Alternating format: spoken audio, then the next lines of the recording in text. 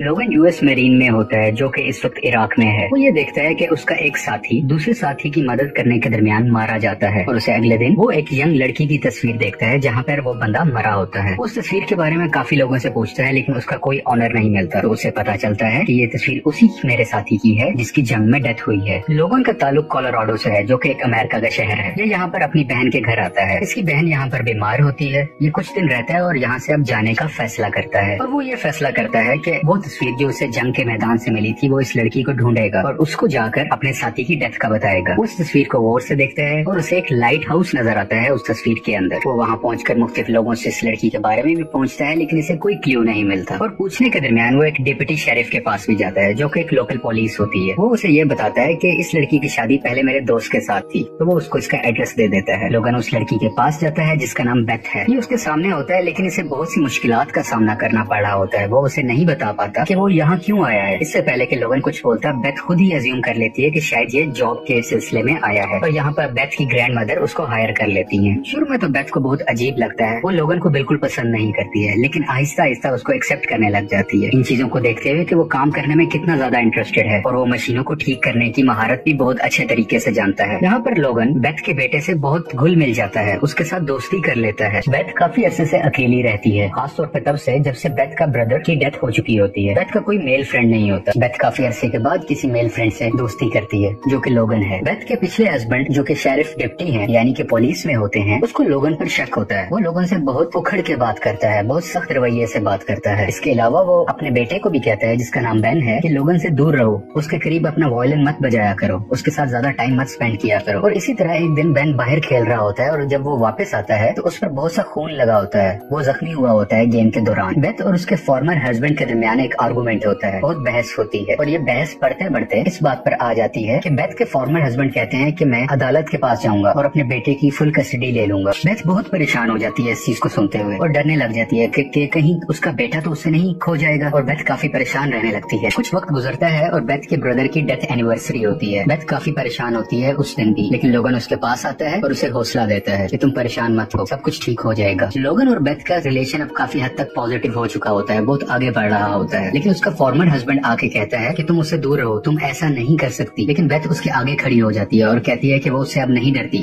और तुम कोई नहीं होते कि मेरे और मेरे डिसीजंस में इंटरफेयर करो। बेथ का फॉर्मर हस्बैंड डिफरेंट इन्वेस्टिगेशन करता है लोगन के बारे में और उसे पता चलता है कि लोगन जब इस टाउन में पहली दफा आया था तो वो बेथ की फोटो लेके इधर उधर लोगों से पूछ रहा था कि आप जानते हैं कि ये लड़की कहाँ रहती है। तो वो बेथ को बताता है कि ये तुम्हें स्टॉक कर रहा है, ये ठीक बंदा नहीं है और मैं सच जान के रहूंगा। बेथ को यहाँ सब कुछ पता चल जाता है कि लोगन एक मैरीन है और उसे मेरी तस्वीर मरने वाले शख्स के पास से मिली थी जो कि उसका बहुत अच्छा दोस्त था। लेकिन यहाँ पर बेथ का ट्रस्ट टूट जाता है लोगन पर। वो बहुत परेशान होती है और लोगन को अपने से दूर कर देती है। वो लोगन को कहती है कि तुम यहाँ से चले जाओ। बेथ को उसके करीबी साथियों की तरफ से यह भी समझाया जाता है कि इसमें लोगन की कोई गलती नहीं थी, कि वो जंग में वो बच गया और तुम्हारा भाई तुम्हारा दोस्त वो मारा गया। लोगन एक अच्छा इंसान है, तुम इसके बारे में सोचो। लेकिन इस वक्त तक बेथ परेशानी और गुस्से में होती है। बेथ का फॉर्मर हस्बैंड नशे की हालत में होता है और वो लोगन को देखता है कि वो अपने डॉग के साथ जा रहा होता है। तो बेथ का फॉर्मर हस्बैंड लोगन का सामना करता है और अपनी गन निकालकर उसके सामने एम कर देता है और आसपास खड़े लोग डर जाते हैं और भागने लगते हैं। लोगन बहुत मुश्किल से उसकी गन खींच लेता है और पास खड़े दूसरे ऑफिसर को दे देता है।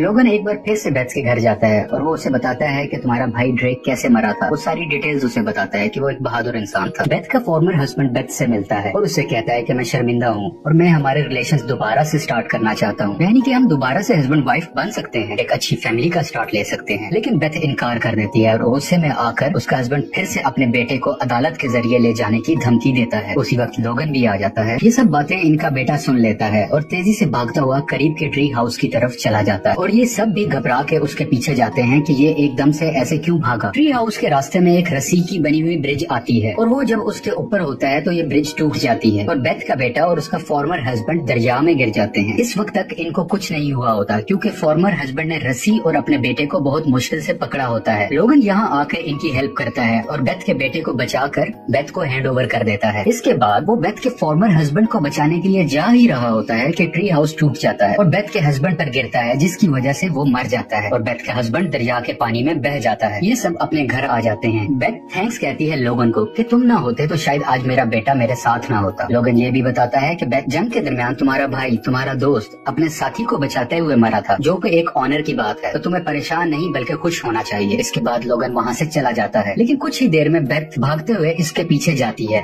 और उसको कहती है कि लोगन तुम यहाँ हमारे साथ रहो, तुम हमसे बिलोंग करते हो, मेरे लिए भी अब मुश्किल होगा तुम्हारे बगैर रहना। और अगले सीन में हम देखते हैं कि बेथ, उसका बेटा और लोगन सब साथ होते हैं और बेथ के बेटे की 9th बर्थडे सेलिब्रेट कर रहे होते हैं और सब बहुत खुश नजर आते हैं। और यहीं पर द लकी वन मूवी की स्टोरी एक्सप्लेनेशन खत्म हो जाती है। आपको पसंद आए तो प्लीज लाइक करें।